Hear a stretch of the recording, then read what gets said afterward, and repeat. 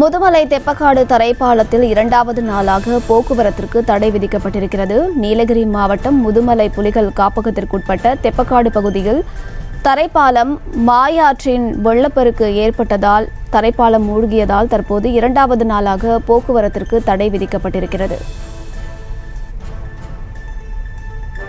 மாயாற்றில் ஏற்பட்ட வெள்ளப்பெருக்கால் தரைப்பாலம் மூழ்கியிருக்கிறது.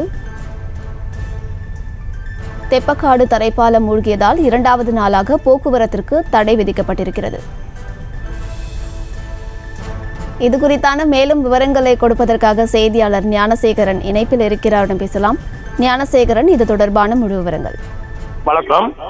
நீலகிரி மாவட்டம் கூடலூர் முதுமலை சுற்றுவட்டார பகுதிகளில் கடந்த 3 தினங்களாக கனமழை பெய்து வருகிறது. இந்நிலையில் முதுமலை புலிகள் காப்பகத்துக்குட்பட்ட தெப்பக்காடு பகுதியில் தரைப்பாலம் மாயார் ஆற்றின் காற்றாற்று வெள்ளத்தால் மூழ்கி உள்ளது.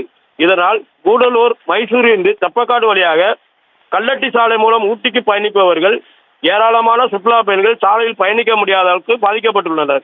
மேலும் கூடலூர் மற்றும் சுற்றுவட்டார பகுதிகளில் இருந்து மஸ்ரகுடி, மாயார் போன்ற ஊர்களுக்கு இந்த சாலையில் தான் பயணிக்க வேண்டும். ஆனால் தெப்பக்காடு தரைப்பாலத்தில் கூடலூர் முதுமலை பகுதியில் கனமழை காரணமாக மூழ்கியுள்ள பாலத்தால் அப்பகுதியில் போக்குவரத்துக்கு தடை விதிக்கப்பட்டுள்ளது.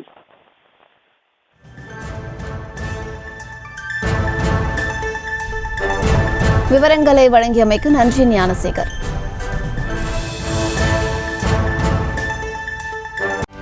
செய்திகளை உடனுக்குடனும் துல்லியமாகவும் தெரிந்து கொள்ள சப்ஸ்கிரைப் பண்ணுங்க.